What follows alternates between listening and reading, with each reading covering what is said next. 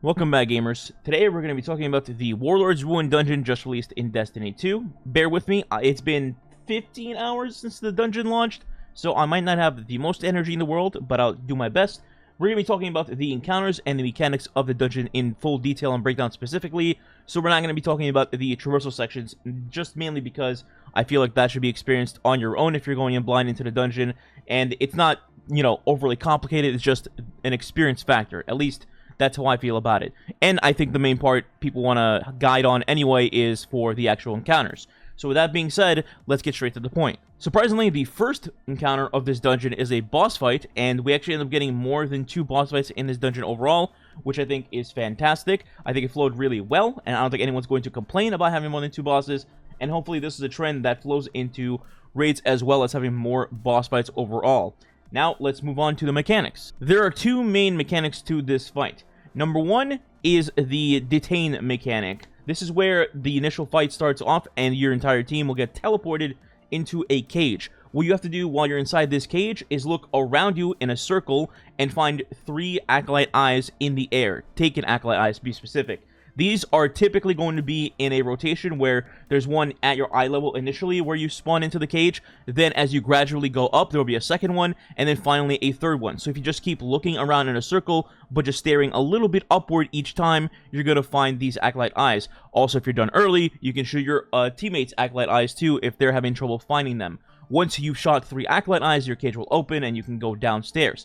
Now, the other mechanic to the fight is that you'll notice the Scorn boss popped a totem onto the ground, a taken totem for now, and this is part of the boss fight and part of the layout of the dungeon overall. What you must do is go inside the circle of this taken totem and essentially cleanse it. And by cleansing it, I mean it's going to turn blue. Once it turns blue, that means you've successfully completed it and it will play part in the damage phase of this dungeon. Now, the other thing to note here is that not only does the Scorn boss drop a totem on the ground, but also when you defeat a Scorn yellow bar, or a boss in this case, they will also drop a second totem on the ground, which you can also cap for 2 total. Now, the play in these totems is that they're connected to the boss damage phases in this dungeon. The more you capture before a buff on the screen runs out called Imminent Wish, the longer your damage phase will be. So if you capture only 1 totem, you're going to have a short damage phase. If you capture 2 totems, you'll have a longer damage phase in this. And then later in the dungeon, there will be more to capture all at once, which extends your damage phase time even further. Once you've successfully captured these totems and the timer has run out, the damage phase begins, and you can damage the boss. Now, the boss himself is not exactly tanky.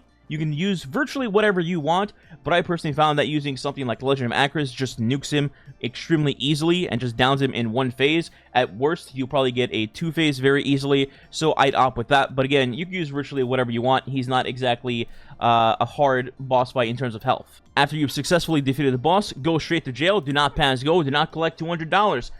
No, I'm serious though. You actually do go to jail. It's kind of funny. So, this portion of the dungeon, I'm sure a lot of people balled it out initially while they were figuring out blind, just like I did, but it's actually pretty simple once you actually know what to do. So this arena is broken down essentially in 3 rooms.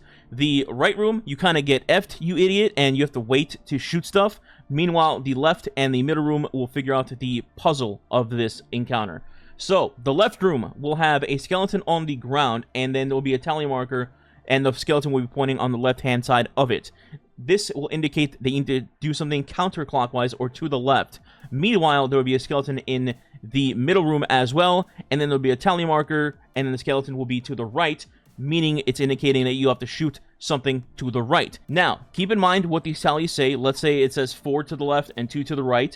That means you need to shoot those directions. Now, what do you need to shoot? There's these fire alarms on the walls, or at least that's what I'm calling them, and each cage can see at least 2 of them. The left cage, I believe, technically can see 3, but I would just shoot 2 just to keep it simple with your teammates. Anyway, these fire alarms, when shot, will start spinning. They'll either spin to the left, or if you keep shooting it multiple times, you can make it spin to the right. Based on the tally markers that you've seen, you will need to shoot these in that order. For example, if, like I said, you see a 4 on the left cage skeleton, that means you need to shoot 4 of these fire alarms to make them spin left. So let's say that you'll have left shoot 2 to make them spin left, and then the middle room will also shoot 2 to make them spin left. Then the right cage will start shooting the last 2 of them, but they'll shoot them multiple times to make it spin to the right. Then, once the 4-2 setup has been completed, the right cage can shoot a little lever that is on the wall in front of them in the middle of the room. It kind of looks like an axe, I guess. Once you shoot it, and assuming the rotation has been correct, the cages will all open and you're done with this, collect your loot, and you're free to go. Now on to the second encounter, or third if you want to count jail. This is going to be the second boss fight of the dungeon. This time around, it's a Taken Ogre boss, and it ramps up in difficulty compared to the first boss. This will include Taken and Scorn enemies in this, and the mechanic of the totems is passed over from the first encounter to the second encounter here. Now there's some new stuff in this boss fight, so let's talk about that. Initially, when the boss spawns in, there'll be a bunch of Taken next to him as well, including 2 yellow bar minotaurs that you may or may not want to keep alive. We'll get to that. And then there'll be a bunch of Acolyte eyes in the sky for you to shoot down. Now in this boss fight, when you shoot down the Acolyte eyes, the next portion of the boss fight begins. Once they're all downed, you will have the Scorn start spawning in. There will be a yellow bar Scorn spawning in on the left, and then a yellow bar on the right, including some trash mobs with them as well. Now there's 2 crucial things to know here. Number 1, when you kill the Scorn yellow bars, they will drop that Taken totem on the ground. And number 2, and this is very, very crucial information to know for here and the rest of the dungeon, they can spawn in a second totem on the ground. So what you want to do is don't kill them initially. I know, what? Don't kill them initially, just don't straight up spawn kill them. Wait a second, and then they will throw a second one down. After that, you shoot them down and kill them, and now you have 2 totems to cleanse at the same time. Now, what these totems do in this boss fight is, once you've collected X amount of these, at the end of the Imminent Wish buff on the screen, once again, they will translate into relics in the center of the arena, which are part of the bonfire mechanic. Now, we'll get to that in a second, but I do want to note what's happening while you're killing these dudes. There will basically be a blizzard in the arena, and you'll have an ice cold debuff on your screen, which will go up to 10 stacks. Think of it as like pervading darkness, essentially. And once you get to 10, you die. Now, to prevent this, there will be little torches on the edges of the arena everywhere you can go to, which will give you a shelter from the storm buff. Think DSC, basically. So what you need to do is just keep note of your counter for the cold and make sure you don't get the X10. So just go back, let's say at like 6 to one of these torches at the edge of the arena, cleanse yourself, and then you can go back out into the blizzard if you need to cap any more of these totems. Now, once you've capped the totems and Imminent Wish has run out, you will get relics spawning into the center of the arena based on the amount of totems you did cap. Then, to use these relics, you will need to go out near where the boss is. There will be 4 bonfire placements around the boss in like a square.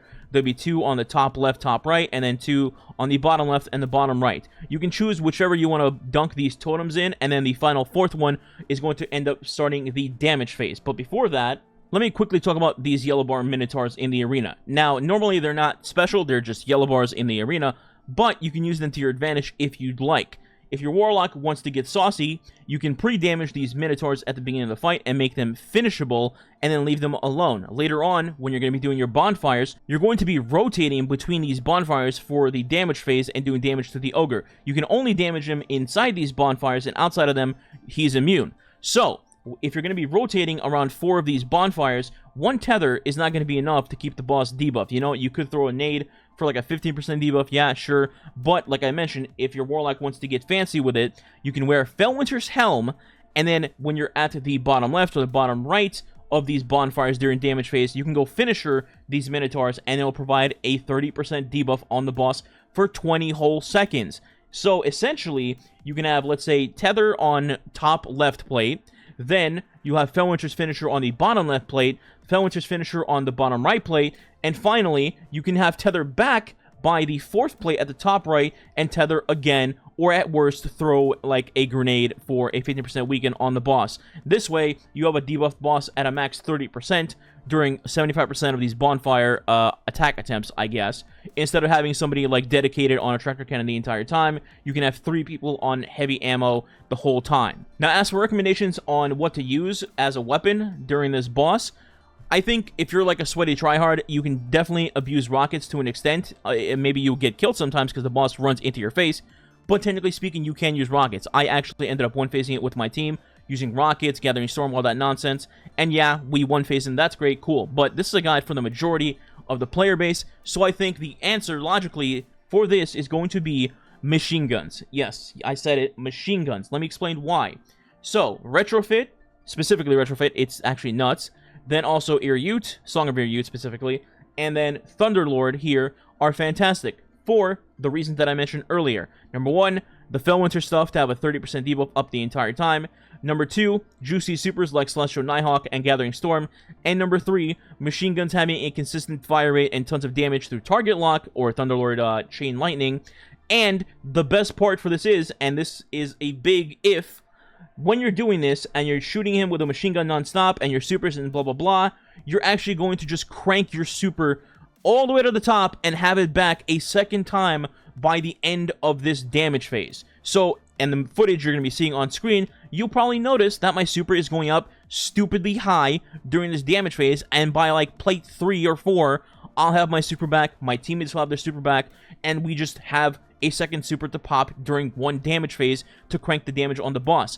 Also keep note that my teammates are like 15 under during this footage, so they can be doing way more damage on the boss than they are currently if they were even 18-20, much less even higher. And yes, guys, don't worry, I did not forget about Malfeasance. Yes, Malfeasance is a great option for the second and the third boss as well, as it's a primary weapon. It does hit like a truck on taken enemies, and it can be used with Lucky Pants for even more damage. Now, the thing about Malfeasance is you can use it, yes, and it does good damage, but you do have a lockout system on it, so you can't be using it all the time. So once you do have the lockout on, you have to use other things, which is where the heavy recommendations came into play. But if you want to use Malfeasance in your kinetic slot, you can totally do that. So in conclusion, yeah, you could try to use rockets and one-phase the boss if you're a tryhard, but if you're just like learning the dungeon, experiencing it for the first time, you just want to get your clear, you want to have something nice, easy, and simple, then just use machine guns. At worst, you'll like two-phase it and then be done. But at least it's very simple and straight to the point and gives you multiple supers, so I think that is the play. As for the machine gun rolls, for Retrofit, you want to have 4 times the charm and target lock, and then for Song of Irute, you want to have rewind rounds and target lock. And for both of these, make sure that you have Taken spec on, as this is a Taken boss, so that will give you more damage than a boss spec mod would. Alright, boys and girls, we're at the final encounter, the third and final boss fight. This one is a doozy and has tons of stuff going on mechanically, so let's just get straight into it. When the boss fight begins, you will be greeted with a ton of scions on the ground, as well as the boss having to shoot you, and have Acolyte eyes around the boss as well. First big tip I can give you is absolutely have Void Resist on, as well as maybe Concussive Dampener, because holy crap, the boss will absolutely nuke you if you're standing out in the open. Now for the next part, again, the Scorn make a return. These 2 yellow bar Scorn that were in the last fight return, and one spawns to the left and to the right. Again, I have to reiterate, because this is crucial, make sure that you let them spawn in their second totem before you kill them. This is going to be massive, and I mean massive, for this boss fight in terms of dealing damage, because you can get up to 4 totems during this boss fight when the boss is damageable. Now, this boss fight, and this portion specifically, has a trick up their sleeve for the totem phase and you capping them. What's going to happen when you are trying to cap these totems is you have a corruption debuff on your screen, and this corruption debuff will kill you if it reaches 0. Now, to cleanse this debuff, you need to actually chase a Scorned Wraith that is not corrupted, and then melee them to pass the corruption to them, and it will make them taken. Now, the problem here is after you melee them, you have to actually start dodging them, because if they melee you back, they will pass the corruption to you. Also, another super annoying thing is that a taken one, you can't pass the corruption back to, meaning like if your teammate made one taken, can't hit that one. And also, sometimes they'll just straight up run away from you, meaning they'll go on the other side of the arena and try to screw with your totem. Now, I do want to note, a blinding mechanic on these dudes works really well, meaning like blinding GLs, maybe if you're on Arc Hunter, using your melee to blind them so they're not there while you're capping your totem. That works pretty well for both survivability and just not being annoyed by these wraiths. Now, unlike the second boss fight, when you cap these totems and the Imminent Wish buff runs out, you're not going to be having relics spawn in on the arena. It's actually just going to straight up increase the timer of the boss damage phase that you will get once the boss is not immune anymore. So in total, for one floor here, you must spawn these Scorn dudes, have them spawn the extra totems, and then kill the Scorn dudes, then try to cap all 4 totems, or as many as you can. you make sure that you're cleansed from the corruption debuff on the Wraiths, and then once Imminent Wish is over and the totems are secured, the boss fight will then begin the damage phase. You'll notice this by either the prompt on the bottom left of your screen, or you can hear the little sword clash sound audio cue that'll tell you that the boss is damageable. So the damage phase has started. I just want to note that this is just the first floor of where you can damage the boss, and it's a multi-level fight like I mentioned, so there'll be multiple floors where you can do this. Technically speaking, the first 2 floors are supposed to be just baby damage phases and not the true large damage phase. So don't worry about if you didn't do the greatest damage on these floors. It's not that big of a deal, but if you optimize, you can still crank out a ton of damage on this boss, as I'm sure you'll be seeing on screen multiple times. Now, I'll talk about loadouts in a second, but let's just go to the other floors first. The second floor, the same thing will be happening. You will get up there. There'll be 2 wizards and some scions up there that you can kill. Then the boss will be up there again with Acolyte eyes around it. You need to shoot those Acolyte eyes again to continue the boss fight. And once the Acolyte eyes are down, you will get the Scorn dude spawning in, as well as scions continuously spawning into the arena. Again, you will need to try to eliminate the Scorn dudes, but make sure that you have them drop that extra totem in first, then eliminate them so you can try to cap double totems on the left and the right-hand side. Again, they can extend your damage phase if you cap multiple, so 2, 3, 4, etc. And the cycle pretty much repeats on this floor the same way. Once the totems were cleansed, once you survive the corruption, hopefully, and then the Imminent Wish buff ran out, after a couple of seconds, the damage phase will once again begin. Now we're at the third and final floor. Now, 2 things are going to happen here. First, you have the standard damage phase as you've been having on the other 2 floors with the boss. Scorn spawn in, you get the totems, blah, blah, blah. Start the damage phase, and you can get damage on the boss for free, essentially. Now, after this one is done, you actually won't be technically going up a lever. You just be kind of climbing a couple of rocks a few inches, and then the boss will continue to be damageable instead of having to repeat a new cycle with the Scorn and all of that. This is where the big boy damage phase begins, because you will be doing a circular rotation with the boss where you can keep damaging him. This one is pretty long. I want to say maybe even double, if not triple, the length of any of the other damage phases that you've had on the other floors. So you'll have plenty of time to damage him if you haven't already cranked out a ton of damage on the other floors on the boss to push him into Final Stand. So once you get the boss into Final Stand, you will be teleported to the beginning of the arena. This is where you kind of jump down for the rally flag, and essentially it becomes a 1v1, you versus the boss, to see who dies first. Well, I mean, I guess it's technically a 3v1, but who's counting? So, this is where you just shoot the boss in the final health bar that he has for Final Stand, and bang, congratulations, you have completed the Warlord's Ruin dungeon. Also, once the dungeon completes and the loot pops out of the chest, please be sure to actually go up to the chest and commune with it, because it gives you an extra drop, it gives you an Ahamkara bone, and don't be an idiot like me that didn't do that and had to do an extra boss kill just to progress my quest. Now, as for loadouts, I'm going to get straight to the point to not make this an hour-long video. I'm just going to tell you guys the best of the best to use for this, in my opinion.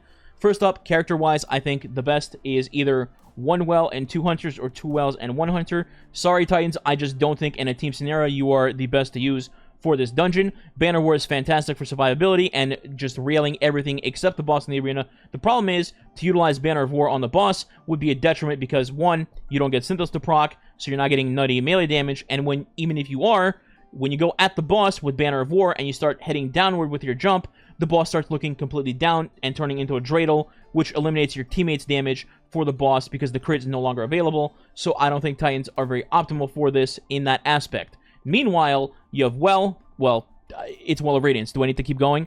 And then the other 2 teammates can run either Gathering Storm Star Eaters, or Golden Gun Star Eaters, or Golden Gun Celestial Nighthawk, all of which hit like an absolute truck, as I'm sure you'd be seeing in the footage of me using both Gathering Storm and Golden Gun, and they do fantastic. As for weapon damage, I'm going to start with the elephant in the room. Malfeasance is great. It is a weapon that you can do tons of damage on Taken, so the boss and the scions and the wizards, etc.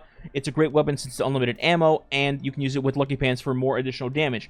However, you get locked out eventually on Malfeasance, so you can't use it all the time for nutty damage. So, for heavy weapons, I'm going to be recommending 2 different things. Number 1 is Linear Fusions. Briar's Contempt and Cataclysmic specifically go insane for this boss for their capabilities of having a good damage buff up, in this case Surrounded for Briars, or Bait and Switch for Cataclysmic, both of which are 35%.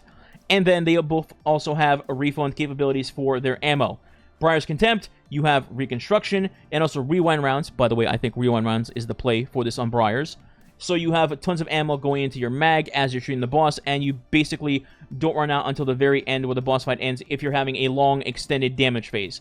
Meanwhile, Cataclysmic, you have 4 times the charm, which will give you ammo straight out of thin air, so it's better for a prolonged damage phase, and as you get to the top, on the 3rd floor, where the damage phase can be very long, Cataclysmic is much better because you're getting ammo out of thin air, so that might help you in the end as you go into Final Stand. And again, Malfeasance, Final Stand, I think it makes it pretty free there, so you might just want to have a Malfeasance on you just specifically for Final Stand if you want. So the last weapon we want to talk about is machine guns. Yes, they make a return once again, and they are actually very good on this boss. Now, this time, though, I would not be recommending Thunderlord at all, because Thunderlord, for some reason, does not really proc its, like, Lightning Current and Ammo Refund on the boss, and that is kind of what makes Thunderlord good. You just don't reload for a very long time, and on this boss you do, so can't even use that. But I will say Song of Your Youth with Target Lock and Retrofit specifically with Target Lock is nutty for this boss. Now, while machine guns will not beat Briars or Cataclysmic in a straight DPS fight, I do want to note that when I use linears, I was able to get the boss to about half health with Briars. Meanwhile, with machine guns, I was maybe 5 to 10% away from that same health mark with machine guns. And given that machine guns have a much easier, well, ease of use, you don't have to proc surround it, you don't have to proc bait and switch, and you still do fantastic damage, I think that makes machine guns still great for this. On top of that, you have ammo refunding from the machine guns, so you're virtually never going to run out of ammo because of things like 4 times the charm, and Target Lock does great damage, and it also lets you get a metric F-ton of super energy while you're doing this. If you're doing a machine gun, you're going to get like half your super back just for shooting the boss during the damage phase. Then you go to the next floor, make some orbs on the enemies, start the next damage phase, have your supers again on the next floor, and then rinse repeat. You're going to have a super on every floor. That is fantastic in my opinion. So that is it for the Warlord's Ruin Dungeon Guide. Hopefully you guys enjoyed, or maybe it's helped you conquer the dungeon. And if it did, maybe consider subscribing today and leaving a like and or comment on the video. It does help the channel grow. It is much appreciated, and it helps beat that YouTube algorithm. I will also be doing Solo Flawless live on stream, YouTube and Twitch, and then be doing a Solo Flawless guide for people in case anybody's curious for that. So stay tuned, and that's all I got for you today. I'll catch you in the next video. Goodbye.